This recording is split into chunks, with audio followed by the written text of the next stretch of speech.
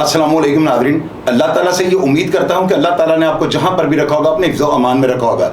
सादत Bloch की जो Ferrari थी ना, मुल्तान जेल से 1983 में ही हुई थी और आज मैं इसके बारे में आपको बताने लगा हूँ कि ये किस तरह मुमकिन हो गई। IG जेल खाना जात लाहौर में उनका ऑफिस था, पंजाब के वो IG थे जेल खाना जात। उनकी जो है ना कॉल जाती है सुपरिटेंडेंट गुलाम हैदर को, जो मुल्तान में तैनात थे। उनको हुक्म मिलता है कि जी मैं लाहौर से कुछ अफराद को भेज रहा हूँ जो सादत बलोच सजाए मौत का मुलज़िम है। जमायत इस्लामी के साथ उनका ताल्लुक़ था और एक बहुत बड़े सियासतदान के कुछ भाई थे, गालिबन छोटे थे या बड़े थे ये मुझे नहीं कन्फर्म, लेकिन उनके भाई थे। जमायत इस्लामी के जो है ना काफ़ी सारे कारकुन जो थे वो एक मुलाकात का बैच बना कर ना IG से परमिशन लेकर जो मुल्तान के सुपरिटेंडेंट थे उनको कॉल करवाते हैं कि जी इनकी VIP मुलाकात करवा दें। प्लान सारा सेट हो चुका हुआ था। 6 अफराद जो थे वो 2 गाड़ियों के ऊपर मुल्तान जेल चले जाते हैं और वो टाइमिंग के मुताबिक ना सारा उन्होंने इसके ऊपर होमवर्क किया हुआ था कि किस तरह से हमने इसको मुमकिन बनाना है। वो उस वक्त जाते हैं जेल में, मुलाकात का जब टाइम होता है जो IG साहब ने तय किया होता है उससे 2 घंटे लेट हो जाते हैं। और अमूमन जेलों में जो है ना जब ऑफिस टाइम ख़त्म हो जाता है तो सुपरिटेंडेंट कुछ देर के लिए आराम वगैरह करने के लिए ना जेल के अंदर इनकी रिहाइश होती है, वहाँ पर चले जाते हैं। सुपरिटेंडेंट जेल से बाहर निकल रहा था, मुलाकाती वो 2:30 से 3 बजे के दरमियान वहाँ पर पहुँचते हैं। सुपरिटेंडेंट जब घर की तरफ जाने लगता है तो मुलाकाती रोक लेते हैं कि जी हम IG साहब का फ़ोन करवा के हैं। सुपरिटेंडेंट जो था वो फौरी तौर पे अपने डिप्टी को बुलाता है। उनका नाम सैयद अशरफ अली शाह था। वो एग्जेक्टिव पोस्ट पर बैठे हुए थे जब उनको अपने सुपरिटेंडेंट का हुक्म मिलता है कि इनकी IG साहब के हुक्म से जो है ना VIP मुलाकात करवा दें। तो वो कहते हैं ठीक है सर। सुपरिटेंडेंट जेल का जो है वो अपने घर की तरफ रवाना हो जाता है और डिप्टी सुपरिटेंडेंट इनको लेकर अपनी ड्यूटी के अंदर आ जाता है। सजाए मौत की मुलाकात जो है इसका बैच बनकर अंदर जाता है और ये कोठियों के अंदर जहाँ पर लोग बंद होते हैं उनके कमरों के अंदर यानी उनकी चक्कियों के आगे जाके मुलाकात होती है। अब नाज़रीन जो मुलाकाती होते हैं ना ये टोटल 4 अफराद जो हैं ये अंदर जाते हैं और बाकी अपने साथ जो 2 या 3 अफराद होते हैं उनको ये बाहर गाड़ियों में बिठा जाता है। प्लान जो था वो पहले से तैयार शुदा था, टाइमिंग को इन लोगों ने एडजस्ट किया हुआ था। और इसके अलावा उस वक्त 1983 में ऐसी तो कोई साइंसी टेक्नोलॉजी नहीं थी कि ये बर वक्त अपना एक दूसरे से रब्ता करते। खैर उन्होंने पहले से सारा कुछ मैनेज किया हुआ था और जेलों पर जो है ना उस वक्त इस्तकबालिये पे सिर्फ एक गनमैन या संतरी खड़ा होता था। अब किसी को कन्फर्म कीजिएगा ये बात, तो वो नाकस सिक्योरिटी थी, छत के ऊपर कोई मुलाजिम नहीं होता था, हमलावर को या भागने वाले को वो कुछ भी नहीं कर सकते। सो एक संतरी के वो भी उसके पास राइफल चले ना चले वो इन सब चीज़ों से वाकिफ़ थे।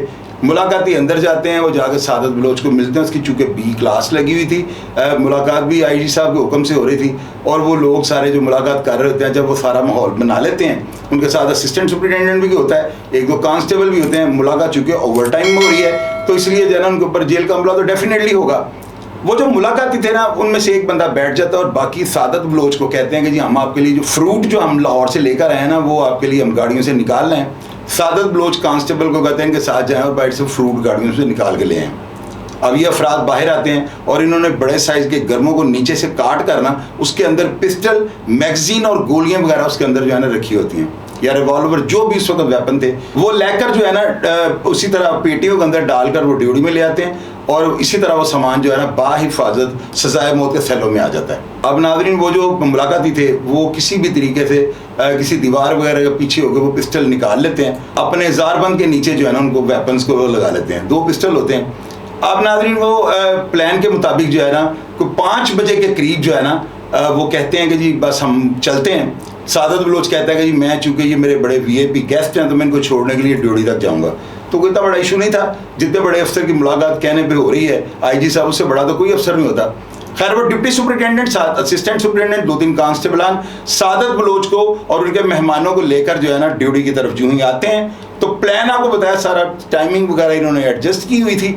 तो ड्यूटी में जब ये आते हैं तो बाहर से ना ये केमिकल भी ले आते हैं जो आंखों में डाल दें तो चंद मिनट्स के लिए जो है ना बिल्कुल बंदा अंधा हो जाता है। वो केमिकल निकालते हैं और वो ड्यूटी के अंदर आते ही जो है ना 2 दरवाजे होते हैं, एक से बंदा एंटर होता है और दूसरे से एग्जिट होना होता है। वो दरबान होता है जिसके पास चाबियाँ होती हैं, वो मौके का फ़ायदा उठाकर जो है ना उनकी आंखों में वो पाउडर डालते हैं और जिसकी वजह से उनकी आंखें चुंधिया जाती हैं और दरबान से चाबियाँ छीन लेते हैं। बाहर वाले जो बंदे थे वो फौरी तौर पे एक्टिव हो जाते हैं, अंदर की मूवमेंट को देखते हुए वो बाहर वाले संतरी को काबू कर लेते हैं और बाहर से पिस्टल निकालकर उसको भी अपने काबू में कर लेते हैं, उसकी राइफल को भी वो बिल्कुल अपने कब्जे में ले लेते हैं और संतरी को जो है ना दीवार की तरफ मुंह करके खड़ा कर देते हैं। अब इतनी देर में सादत बलोच और वो जो जिनके पास अंदर वेपन पहुंच चुके हुए थे बाहर से जाने वाले मुलाकाती, ये बड़ी तेजी के साथ दरवाज़ा खोलते हैं और ये बड़े लीगल यानी कि देखने में तरीका लगता है कि गेट मेन से जो है ना बाहर निकल आते हैं। बाहर आते हैं, गाड़ियाँ पहले से ऑन होती हैं, स्टार्ट होती हैं, गाड़ियों में ये बैठते हैं और ये खाने वाल या किसी और जगह पे जो है ना गुमनाम हो जाते हैं। पुलिस इनके लिए जो है ना शहरों में नाके लगा लेती है। जितने भी इस वक्त पुलिस के पास जो मामला थे, इतनी तो टेक्नोलॉजी थी नहीं, लेकिन इसके बावजूद जो है ना वो किसी भी सूरत वो 2, 4, 5 दिनों 10 दिनों में वो किसी भी ऑपरेशन में नहीं पकड़ा जाता। नाज़रीन, जब ये फरारी हो जाती है ना, ये बंदा पुलिस के काबू नहीं आता, तो आप यकीन करें कि लोग बताते हैं कि स्पेशल ब्रांच वालों ने जो है ना ये जो गुलाम हैदर सुपरिटेंडेंट थे और जो सैयद अशरफ अली शाह थे, इनको बर्फ़ की जो है ना सिलें उनके ऊपर लिटा कर जो है ना इनकी तफ्तीश की गई थी। और मुझे आज भी याद है कैंप जेल में एक वो शबीरा फौजी था, वो भाग गया था और Chaudhary Shabrez assistant deputy superintendent Saad Akram Khan उसका नाम था, उसको हैबत खान जेल में कहते थे, अमानत डिस्पेंसर, और उसके अलावा मेरा गालबन 1-2 अफसर और थे। इनको शादमान थाने के अंदर ले जाकर सैयद मुख्तार हुसैन शाह इंस्पेक्टर थे, शादमान में लगे हुए थे, तो उन्होंने जो है ना उल्टा जाकर लटका दिया था।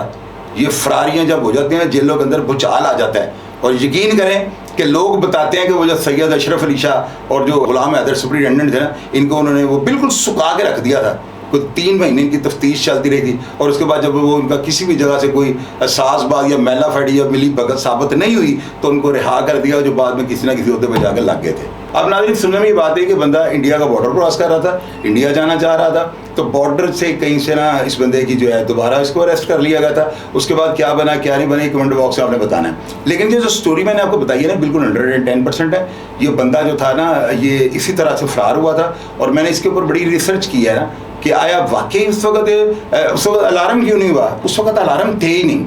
उस वक्त जेल के अंदर ना बड़ी बड़ी घंटियाँ लगी होती थी, हर घंटे के बाद जो है ना वो 2 या 3 दफ़ा वो टन उसको करते थे, तो पूरी जेल को पता लग जाता टाइम ये हुआ है। और अलार्म के लिए भी उन्होंने ये रखा हुआ था। जिस तरह से इस तरह की फरारियाँ या इस तरह के जेलों में मामलात होते हैं, उसी तरह से टेक्नोलॉजी को भी एडवांस किया गया है। और अब तो देख जेलों के बाहर जो है ना कांस्टेबल के पास जो है वो वायरलेस सेट मौजूद है। अभी तो अंदर जो बंदा जाना है आना है सब रोजनामचे में अंदराज हो रहा है, कैमरे CCTV लगे हुए हैं, ऊपर जो छत के ऊपर संतरी खड़े होते हैं, बुर्जों के ऊपर जो कांस्टेबल हैं, इनका असला हर हफ्ते के बाद चेक किया जाता है। तो ये 83 की बात थी।